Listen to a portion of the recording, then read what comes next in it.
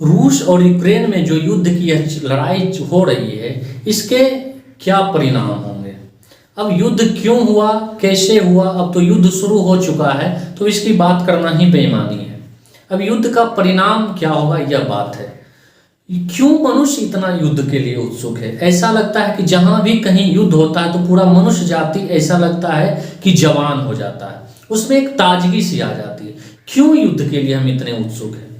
हमारी जो सभ्यता, हमारी जो संस्कृति में लगता है कि कुछ मनुष्य के निर्माण में ही भूल हो रही है, क्योंकि इतना हजारों साल के इतिहास में पूरा मनुष्य युद्ध और संघर्षों से लड़ रहा है। 3000 साल का आज इतिहास है, इसमें करीब 15,000 युद्ध हुए हैं। 15,000 युद्धों में 2 विश्व युद्ध हुए हैं। एक प्रथम विश्व युद्ध जो कि 1914 से 1918 में हुआ, इसमें करीब 5 करोड़ लोग मारे गए। दूसरा विश्व युद्ध ठीक 21 साल बाद 1939 से 1945 तक चला, इसमें करीब 10 करोड़ लोग मारे गए। और फिर आज 70 साल के बाद फिर या उस निर्माण चल रहा है, बात चल रही, कहीं यह विश्व युद्ध में तब्दील ना हो जाए। अगर विश्व युद्ध में यह तब्दील हो गया तो फिर क्या होगा, इसके क्या परिणाम होंगे। यह परिणाम बहुत भयावह होगा और यह होगा कि पूरी पृथ्वी ही समाप्त हो जाएगी, या पूरी पृथ्वी एक सूर्य के रूप में तब्दील हो जाएगी। और इसकी नींव पर द्वितीय विश्व युद्ध में ही रख दी गई थी। जब द्वितीय विश्व युद्ध में नागासाकी और हिरोशिमा पर परमाणु बम गिराए गए थे, तो उस समय तो लाखों लोगों को ही कुछ समय में नष्ट किया गया था। और आज ऐसे ऐसे बम बना लिए गए हैं कि आज करोड़ों लोगों को कुछ समय में नष्ट किया जा सकता है। आज परमाणु बम नहीं, हाइड्रोजन बम बना लिया गया। हाइड्रोजन बम यानी समझिए एक तरह से सूर्य पर जो ऊर्जा का प्रवाह है वह हाइड्रोजन के ही कारण है, और उसी ऊर्जा का प्रारूप बनाकर हमने हाइड्रोजन बम बनाया। और सूर्य पर जो ऊर्जा का ताप है वही इस पृथ्वी पर अगर कहीं हाइड्रोजन बम को गिरा दिया जाए तो जो सूर्य पर 15 करोड़ डिग्री सेल्सियस का ताप है वही ताप इस पृथ्वी पर तब्दील हो जाएगा।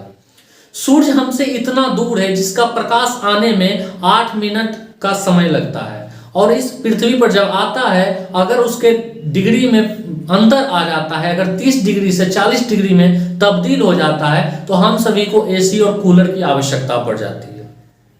पानी 100 डिग्री सेल्सियस पर भाप बन जाता है, अगर वह भाप से अगर हमें गुजर जाए तो हमारा वो शरीर बर्दाश्त नहीं कर पाता है, उस ऊर्जा को हम बर्दाश्त नहीं कर पाते हैं। अगर हाइड्रोजन बम कहीं गिरा दिया जाए, समझिए कि एक सूर्य को ही इस पृथ्वी पर ला दिया जाए, तो वहाँ कुछ भी शेष बचेगा, कुछ भी शेष नहीं बचेगा। वह पूरे की पूरी ऊर्जा में समझिए पूरी पृथ्वी सूर्य में तब्दील हो जाएगी। यह हमने इंतजाम कर लिया है आज समझिए विश्व युद्ध नहीं होने का कारण एक यह भी है कि हमने इतने इंतजाम कर लिए हैं कि आज आदमी ही कम पड़ गया है। एक एक आदमी को 10-10 बार मारने का इंतजाम कर दिया गया है, या हमें ऐसी 10 पृथ्वी चाहिए, हमें युद्ध करने के लिए आज जमीन ही कम पड़ गई है। लेकिन कभी ना कभी यह घटना घटेगी, क्योंकि हम विकास करने वाले हैं और विकास का एक दिन विनाश तो होगा ही, तो हम विकास कर विनाश का ही बुलावा कर रहे हैं। यह हमारी घटना है, यह जो हमारा समाज में जो सभ्यता और संस्कृति का हम निर्माण कर रहे हैं उसका प्रमुख केंद्र है शिक्षा, और हमारा शिक्षा का केंद्र ही गलत हो गया है। जितना शिक्षित आदमी अशिक्षित आदमी विध्वंस नहीं करता, उतना शिक्षित आदमी आज विध्वंस कर रहा है। अशिक्षित आदमी कभी भी हाइड्रोजन बम निर्माण नहीं करता, वह मारता भी तो एक लाठी से मारता, एक तलवार से मारता। एक आदमी को नष्ट कर सकता था, आज एक आदमी करोड़ों लोगों को नष्ट कर सकता है। इतना और शिक्षा, और एक तरफ हम शिक्षा दिए जा रहे हैं, एक तरफ हम विनाश करते जा रहे हैं। तो शिक्षा का केंद्र जो क्या है वह गलत है। पश्चिम की जो शिक्षा की पद्धति है, जो केंद्र है उसका, वह युद्धवादी को वह महान बताता है, और जो वहाँ के अच्छे लोग हुए जो प्रेम की बात करते थे उन्हें वह जहर दे दिया और सूली पर चढ़ा दिया।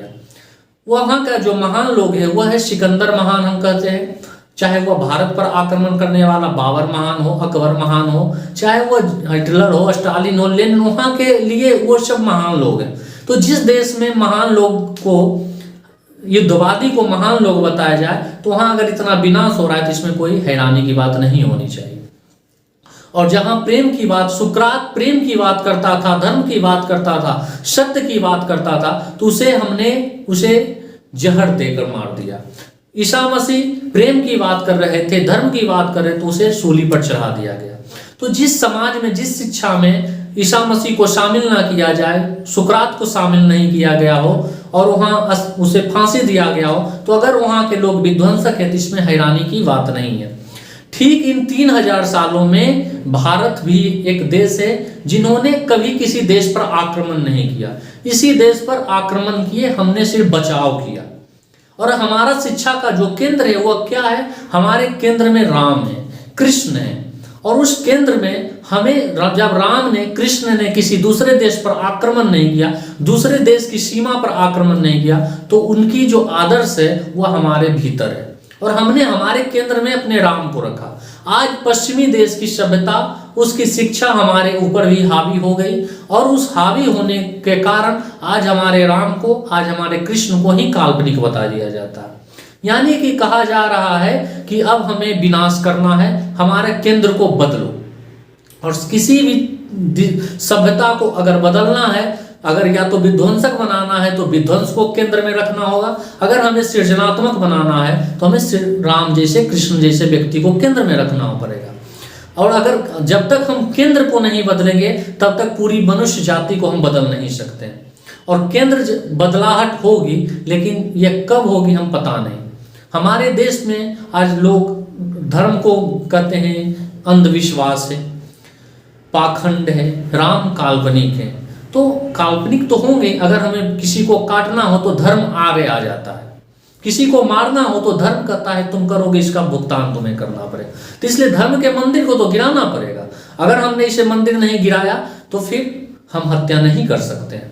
और शिक्षा इसमें मूल कारण। हम सभी ने भस्मासुर की कहानी सुनी है। भस्मासुर की कहानी कहती है कि भस्मासुर जीवन में अमरता प्रदान करने के लिए वह भगवान शिव की आराधना करता है, तपस्या करता है। और जब भगवान उसकी तपस्या से खुश होकर उसे वरदान देने आते हैं तो वह जीवन की अमरता का वरदान मांगता है। लेकिन अमरता का वरदान आज तक किसी को नहीं मिला, उसे भी नहीं मिला। लेकिन उसे जो वरदान मिला कि अगर तुम्हें कोई मारने आए और अगर तुम किसी पर हाथ रख दो तो वह भस्म हो जाए। इसलिए एक दूसरे अर्थों में उसे अमरता ही मिल गई, अलग ढंग से मिली लेकिन अमरता उसे मिल गई।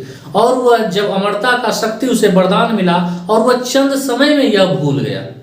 और जैसे ही उसकी नजर माँ पार्वती पर पड़ी, शिव की पत्नी पर पड़ी, तो वह उसे प्राप्त करना चाहा और उसे प्राप्त करने के लिए उसने भगवान शिव पर ही वह हाथ आगे कर दिया कि मैं तुम्हें ही विध्वंस कर देंगे। तो यही हम सब की भी घटना है। और अंत में समय का काल चक्र है वह ऐसे तब्दील हुआ, ऐसे रूपांतरण हुआ कि उसका हाथ अपने ही हाथ सिर पर वह रख लिया और खुद ध्वस्त हो गया।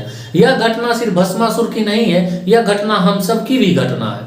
हम सब भी जीवन में यही करते हैं। जीवन में कुछ सफलता पाने के लिए बहुत सारे कठोर तपस्या से गुजरते हैं, बहुत सारी चीज़ों का त्याग करते हैं और जब वह चीज़ हमें प्राप्त हो जाती है तो वहाँ के बाद हम भूल जाते हैं और जो चीज़ हमारी नहीं होती है हम उसे प्राप्त करने में वह सारी शक्तियों का हम खर्च कर देते हैं, व्यय कर देते हैं और वही जो हमारी नहीं है उसे प्राप्त करने में हम अपना जीवन को बर्बाद कर देते हैं। और यह जीवन की घटना सिर्फ भस्मासुर की नहीं है, यह सारी मनुष्यता की घटना है और हम सब भी यही कर रहे हैं। हम कह रहे हैं कि जीवन में ये चीज़ हमें मिल जाए और जब वह चीज़ मिलती है तो हम उससे दूसरे लोगों का अहित करते हैं। ये जो हाइड्रोजन बम या कोई भी बम हम बना रहे हैं, जो भी हथियार बना रहे हैं या जीवन को विकास के नाम पर विनाश करने की शक्ति हम पैदा कर रहे हैं, यह हमारे ही एक दिन ऊपर गिरेगा और हम एक दिन खुद, हर देश यही काम कर रहा है, एक दिन वह हमारे ऊपर फेंक देता, हम उसके ऊपर फेंक देते हैं, दोनों शांत हो जाते हैं। यही चल रहा है। नहीं, हमारा केंद्र बदलना पड़ेगा। केंद्र में हमारे अगर राम हो, कृष्ण हो या आप जिसे आदर्श मानते हो, अगर आपके केंद्र में अच्छे लोग हैं तो आप सदा अच्छे रहेंगे और सदा अच्छे का कभी भी बुरा नहीं होता है। और जिस चीज़ पर हम ध्यान देते हैं वह चीज़ बढ़ने लगती है और हमारा ध्यान ही गलत पर है, इसलिए गलत चीज़ें बढ़ने लगती है। अगर हमारा ध्यान अच्छे पर चला जाएगा तो हम अच्छी चीज़ें बढ़ने लगती है। आपको ये वीडियो अच्छा लगे तो इसे जरूर शेयर करें। आपने हमें इतने प्रेम से सुना उसके लिए बहुत बहुत धन्यवाद।